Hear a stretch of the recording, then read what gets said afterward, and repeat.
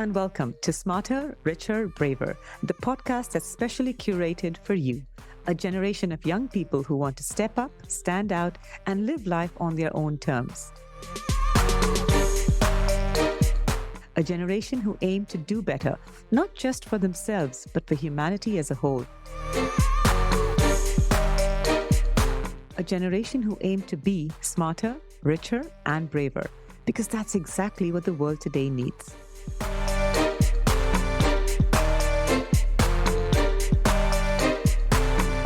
I'm your host, Marilyn Pinto, author and founder at KFI Global, and I'd like to warmly welcome all you Gen Zers.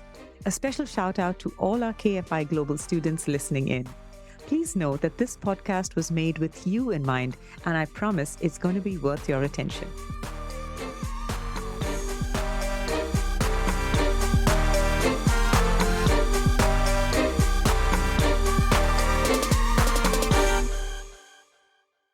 This podcast is strictly for those 25 years and younger. If you are older than that, please listen at your own risk. Common side effects include regret and anger for not having heard this earlier in your life.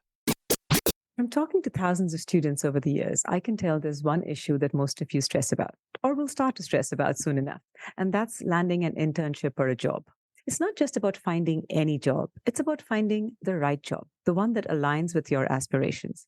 Our guest today is Sophie Milliken, an expert in graduate recruitment. She's worked with companies like M&S, JP Morgan, Expedia, and AXA to design and deliver their graduate recruitment campaigns. She's got the goods on what employers are looking for in young graduates, how to excel at various stages of the assessment process, how to impress employers at the interview, and so much more. She's even written a book on the topic titled From Learner to Earner, a recruitment insider's guide for students wanting to achieve graduate job success. Today's episode is one you're not going to want to miss, as Sophie pulls back the curtain on common recruitment myths, insider tips, and actionable insights that will kickstart your career and help you lead a life that's smarter, richer, and braver. Welcome to the podcast, Sophie, and thank you so much for doing this. Thank you for having me. Sophie, in your book, you emphasize the importance of dispelling myths about the recruitment process. Could you share some of the common myths and misconceptions that young job seekers should be aware of? I think as a job seeker, there is a fear that you are competing against thousands of other candidates, right? But I want people to be thinking that actually, as long as they do their preparation and they apply for the right role and they're super organized with how they go about it, then I genuinely believe that people can get the job that they want. They've just got to put the effort in. So I would say, don't overthink the competition and just go for it anyway, because you've got to be in it to win it and you've got to put your best foot forward. Another one I would say would be around who you apply to. In the past, people have gone for very traditional big companies because typically they would offer more graduate roles and they perhaps are perceived as being a safer option. But actually, I would encourage people to cast their net a bit wider when they're doing their research and consider smaller companies where actually there's possibly more opportunity to take on more responsibility and progress faster. That makes sense. In your experience, what are the top qualities or skills that employers typically look for in recent graduates? So here's the thing with graduates, they all have a degree. So that is the basics around applying for a graduate level job. You've got the degrees. It doesn't matter what you've studied. It's that you meet the essential criteria to apply for the role. And actually what's more important are your skills and qualities that you bring to that role. Because you often see grads that really like the company or really like the role, but can't show both. So that's a common mistake. But if you've got someone that is super, super excited and really keen to just get stuck in, that actually trumps a lot of other things because most graduates are competing from a level playing field in terms of their experience and also their qualifications. And things that I think make people stand out are the enthusiasm, the energy and excitement to actually make a difference in that role. And I would hire that person over someone that's got better grades all the time. So it's the attitude that makes a difference. The graduate job market can seem daunting, right? Especially with such high competition. What advice can you give our young listeners on how to overcome the challenges and just where to begin, actually? So I think most people will have a bit of an idea around who they want to work for or the industry that they want to get into at least. And I guess if they don't, and they are literally just like, I haven't got a clue, I don't know where to start, then they might want to start with just researching different industries, go right back to the start. I think it's important for students and graduates to consider their own values and what's important to them when they're applying for a role. There's a really good exercise in my book, actually, around identifying your values and what's important to you. Because then when you're doing your research into the companies, you'll get a feel for whether you click with that company and whether their values resonate with your own. And then it's a case of getting organized and getting some sort of a plan together around, well, when do various programs or jobs open for applications? You say that the average employer spends 6.25 seconds reading a CV and even less if it doesn't grab their attention. So, what advice do you have for teens and young adults on crafting a standout resume or CV? So I think it is important to kind of follow the traditional guidelines around it only being a couple of pages long, making sure that you are including the meaty stuff. I think the thing to get it to stand out, to write a really standout personal profile for those, that first bit. Yeah. So don't use loads of space in the contact details. Just have that as literally a header and then go straight into the personal profile, 3 or 4 lines, introducing yourself and what makes you different. And you might want to personalize that for that employer so it's not too generic.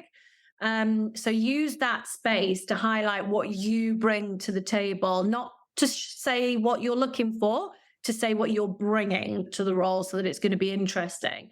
And then maybe just do that sense check around how many of the people will have been able to write these same 3 or 4 lines. And if you feel like it's a lot, maybe you want to just personalize it a bit Tweak more them and again. make it stand out. Yeah. Okay. And you would also advise job seekers to actively manage their online presence and clean up their social media profiles to make a positive impression on potential employers. Can you go deeper into this? I'll tell you a funny story about this, actually. It's quite a long time ago now. And I was sat there with a graduate recruiter from, I think it was IBM. And he was telling me he'd looked the candidates up on Facebook. Now, I had a bit of a disagreement with him around the ethics of that because I think that's a bit invasive, if I'm honest. But he'd done that. And this girl that he was interviewing had put something on her profile about that she really wanted to go and get a graduate job with Accenture, so one of their competitors. And he asked her about it in the interview. And he did say she handled it really well and had a really confident, good response. And he offered her the role, but then she got offered the job by Accenture and went with them. So I thought that was quite funny. But interesting that employers do potentially look at social media. My advice would be to lock down things like Facebook so it's only available to friends and family base, so you don't have public profiles that you wouldn't want an employer to read. Same with Instagram, with all of the platforms. And I think employers, if they are snooping around on social media, they're going to start with LinkedIn in any case. Yes. It's a good shout to kind of get on there, keep it up to date, use it as an opportunity to follow those companies that you're interested in. So then you can read about their news that you might want to drop into an interview, for example. And are there any specific do's or don'ts that young adults should keep in mind when connecting with potential employers, specifically on LinkedIn? Yeah, I'd say do send them a personalized invitation. Keep it short and breezy and don't spam them because employers are unlikely to want to entertain a long conversation on there. But there's no harm in connecting with them and saying, I'm just connecting with you because I'm applying to you. I'm really keen to see more of your content and find out more about what it's like to work at. That's cool because you're not asking them to reply them and then they might reply. Great. Yeah. I think something that's quite friendly, like that's going to encourage them to respond, as in accept the invitation request and allow you to see their content. Your book is divided into different parts, with one focusing on the job search and understanding the graduate job market. Could you provide some insights from that section to help our audience navigate their job search better? So the websites that I mentioned earlier, sort of prospects, target jobs, etc., they will be great for up-to-date information. Then it's remembering that there'll be some really high ones in there that might be a lot more than that, but there'll be some low ones as well. So I think it's being realistic about what's out there and what's available. And then once you've narrowed it down to look at which companies you want to apply for, it's important to spend a bit of time researching what their recruitment process is so that you're prepared for it. So you don't want to miss any deadlines. Some employers are a bit sneaky in that if they get loads of applications, they'll close early. So if it's an employee you really want to work for, apply early. Get in early.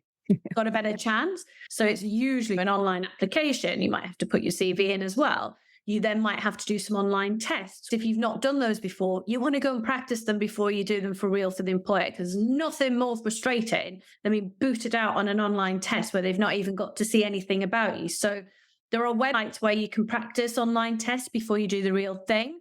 So the test providers that sell the test to the employers, they have practice sites. I'd recommend people make sure you're using the full word count to make the most of the space that you have. Then you're likely to be maybe invited to a video or a telephone interview. So perhaps have a bit of a practice with someone on those processes. So I think every opportunity that you get to practice the stages is helpful so that you're not kind of rabbit in a headlights doing it for real with the employer. Yeah, so you get used to those types of questions, and that makes sense. Can you talk our listeners through how to answer strength-based questions like what are your strengths, what are your biggest weaknesses, what makes you different to the other candidates? Do you have any tips around this? So again, a really basic tip, use the full word count, because if you've been given 300 words and you write one sentence, even if it's the best sentence in the world, you're never going to score enough marks. So that's a basic. Check the spelling and grammar too. The strength stuff, I think it's showing a level of self-awareness that if you're not perfect at something, that's actually okay. And being able to say what your development area is for a particular strength is fine. So how are you going to address that? And then again, it's giving an example of where you have exhibited that particular strength. But think carefully when you give examples for things. Is it an example that everyone else is going to give, that you could just change the name and it could be someone else? But if you maybe speak about that as a background thing, but also the fact that you also had a caring responsibility for an elderly relative, or you worked at McDonald's and it was, you often had people call in sick, or it was super busy because there was an event on locally or something like that, that adds a little bit more to it, is always going to stand out more. So give examples from not just from university, in fact, give it from real life. It probably makes it more relatable and memorable as well. And now moving on to competency-based questions, which you mentioned. These are questions which typically start with, tell me about a time, right? So tell me about a time when you had to influence someone to see your way of thinking, or tell me about a time where you had to work with someone who you found difficult. Could you talk to our listeners on how best to answer these types of questions using your STAR technique? Yeah, so the STAR technique is great for these kind of questions. And you're likely to get these kind of questions at an application form stage and probably an interview stage as well. So you will come across these. So the STAR technique, which is S stands for situation, the T task, the A action, the R result, and then I stick an extra R on for reflection because I think that just adds a bit more to it. So it's a framework that you can use. And if you follow that framework, then basically you're going to give a well-rounded answer that should hit the criteria that the recruiter's looking for. So it's setting the scene with the S, talking about the situation. So the example we were just talking about, working under pressure or something.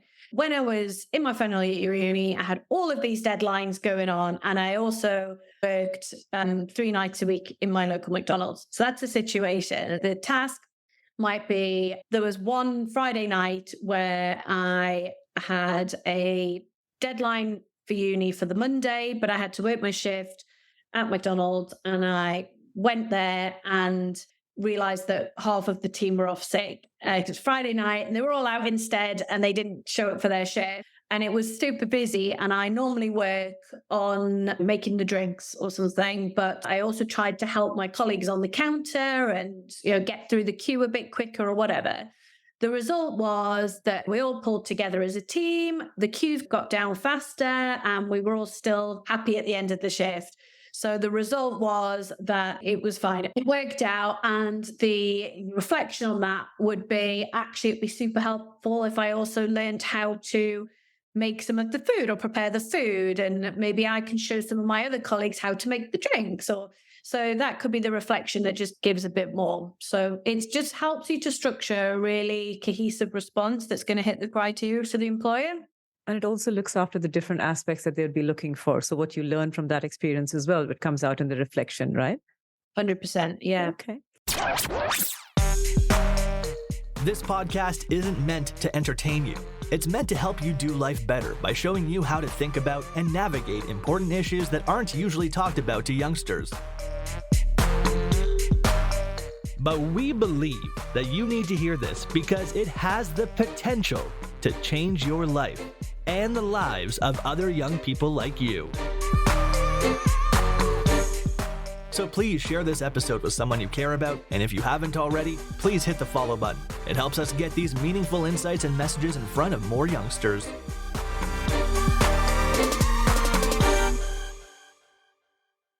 Work experience is a recurring theme in your book. Could you elaborate on why it's so crucial for young graduates, even if it's not directly related to the role they're pursuing? Yeah, work experience is so important. I think it goes back to one of the earlier points that I made around the fact that when you're applying for a job, you meet the basic criteria of having the degree and some of the academic requirements. Otherwise, you're going to get rejected straight away. So, say a popular graduate program, you've all got those basic requirements on the education side. So the bit that's actually going to help you to stand out is extracurricular stuff, so interests that you've had, but also the work experience element is really important.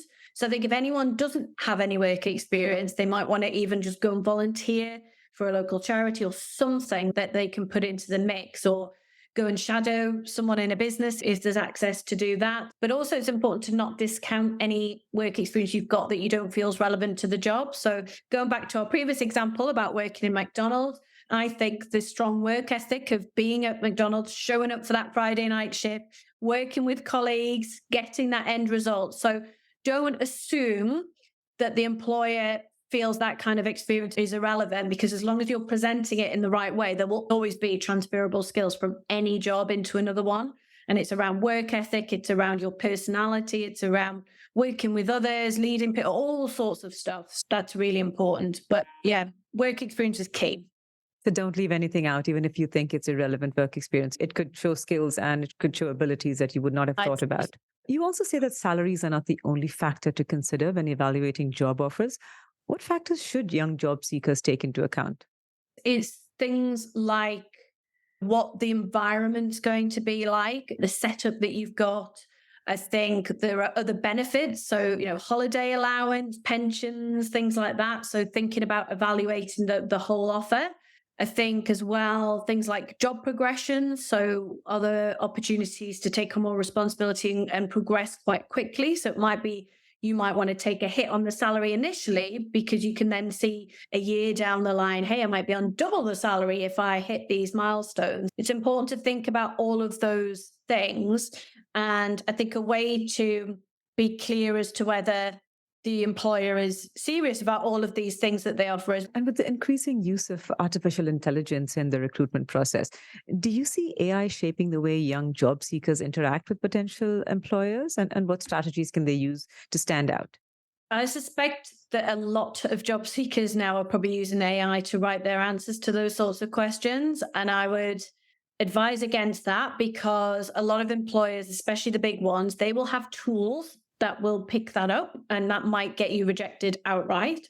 I think also it's harder to inject personality because AI is a machine, it's not a human. I think it's important to almost disregard that as a tool. It might be that it gives you some ideas. So you could maybe ask some questions around, hey, what could I talk about for this answer, for example? But I would just make sure that you use it as inspiration rather than to do the job for you. And are there any questions that you recommend these young job seekers ask the interviewer? I think it's really important to have always prepared some questions for the employer, because if you get to the end of the interview and they say, have you any questions for us? And you say, oh, no, that's fine, you've answered everything, then that's what 9 out of 10 people are going to say. So you're not going to be memorable. I would always prepare questions in advance, and I'd have them in my notepad, and I would be saying, yes, thank you for giving me the opportunity to ask you some questions. I've prepared a few when I was doing my research for today. Tick, because then you're showing that you prepared before you came. And think about questions that you know they won't have answered. So my favorite one actually is, I'd really love to hear about your experience. How long have you worked here? What do you love about this company?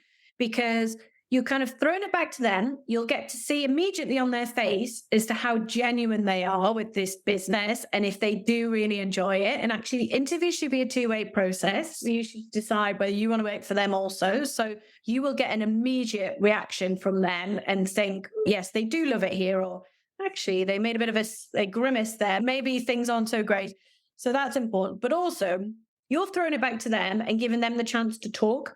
And people love to talk about themselves and share their experiences and all those things. So I think that is a really great, memorable question to ask to then build rapport with the interviewers. And that would be my recommendation. Oh, that's such a great tip. In your book, you also describe the dynamics of assessment centers, right? Both in person and virtual, and how they assess various skills and qualities. Can you share some insights into how candidates can excel in group activities, such as case studies, presentations, and group exercises, while still demonstrating their individual strengths during these assessments?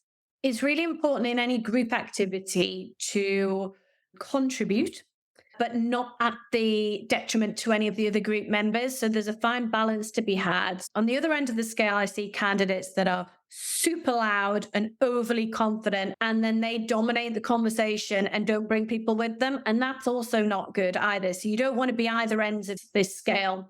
The best people get involved quickly. So you've got to look for that opportunity to get involved, but they bring people in and they'll identify the really quiet person in the group and they'll ask them questions using their name to bring them into the conversation. Or the loud person, they'll actually bring them down a bit by acknowledging something or maybe kind of almost just putting them back in their box a little bit, but in a polite and firm way. So that's the trick, really. Get involved quickly, contribute, but don't just say something for the sake of it or repeat what someone else has said. So you do need to take a bit of control, but you need to do it in a way that brings everyone in and plays to the strengths of everybody else and not just about you. And I guess it also showcases your leadership abilities when you're able to manage that discussion and able to manage the team as well, correct? You also talk about the term ghosting, which is often associated with dating, but now it's relevant in recruitment. Could you elaborate on what ghosting means in the context of job hunting? And what advice do you have for young job seekers to avoid or just deal with ghosting from potential employers? You do see it with employers, and it might be that you've been through their whole process and they've said that you are going to hear back from them by the end of the week and you haven't heard from them. And then you wait over the weekend, you don't hear from them again on the Monday, and you might reach out to them. And I think there's a couple of reasons why this happens. I think it would be unlikely that they just don't ever want to see you again and they haven't told you. And if that was the case, that would be really poor form, and major employers just wouldn't do that. But I think what does happen is they just go really quiet, and it might be that they've actually got more assessment centers or interviews to do, and they're just trying to balance things, or people have been on holidays, so they've had to wait to reschedule things, and it just slows everything down because they'll have a set number of roles and they won't be able to necessarily offer until they've gone through all of those processes with everyone. Also, graduate recruitment teams are typically quite small and they're dealing with thousands of applications. Or it might be that something's happened in the business where someone really senior has said, we haven't made as much money this quarter that we were expecting to make, so we'll put a freeze on everything. And they might be a bit apprehensive about contacting candidates because they don't really know what they're telling them. Like, is there still a job or not? So there's lots of things going on there. And I think my advice there to candidates is just to be patient. So if it has been a lot longer than you were expecting, I think that's okay to then get in touch with them, either give them a call or email them. I think you can get in touch with them in the right way without sounding desperate. So yeah, be cool, but still approach them if you need to. Okay. And Sophie, as an expert in this field, what trends or changes do you foresee in the world of graduate recruitment that these young listeners should be aware of? To be honest, there isn't a lot that changes in graduate recruitment in sort of all the years that I've had involvement in it. The biggest changes has been with technology. I know 20 years ago, it was the move from paper applications to online applications and online processes. Then we saw trends moving from telephone to video interviews. And then the pandemic hit, and that was what changed things quite significantly with virtual assessment centers rather than in person. And you'll see that some employers have still kept quite a big virtual element to their process. Yeah. But the reality is, even though some of the processes are now online that perhaps were in person before, it's still the same process. They're still looking for the same thing. It's just a different format. And we're all more used to sort of hybrid working anyway, or working from home at times. I think probably the biggest change is going to be around the job opportunities that are available. So Already you've seen a lot more SMEs advertising graduate roles, whereas it was in the past, it was very much large employers that just wanted graduates. I think it's that mindset for job seekers to actually consider other options and cast their net out a bit wider where there's less competition, but actually probably more opportunity to progress. That's before we let you go, what message do you have for these youngsters? My message for youngsters would be to get organized and get everything planned out and just go and blim apply for things and don't be put off by the competition. Everyone's got something to offer. Everyone's got something that's unique to them. So go and be bold and apply for the ones that you want to, but have really compelling reasons as to why you're applying for those. So do spend time on the research phase.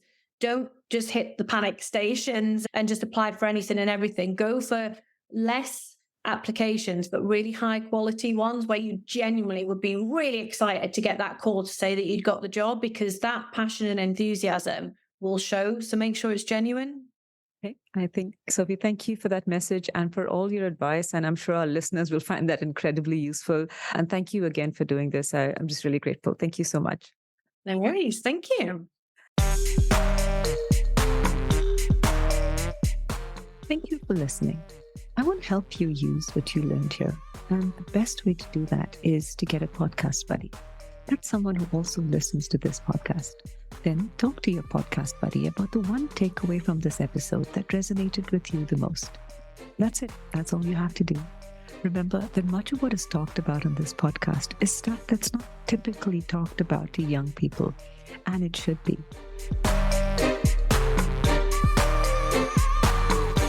It's stuff that you need to know so that you can lead a life that's, you guessed it, smarter, richer, and braver. This is your host, Marilyn Pinto, signing off. Until next time.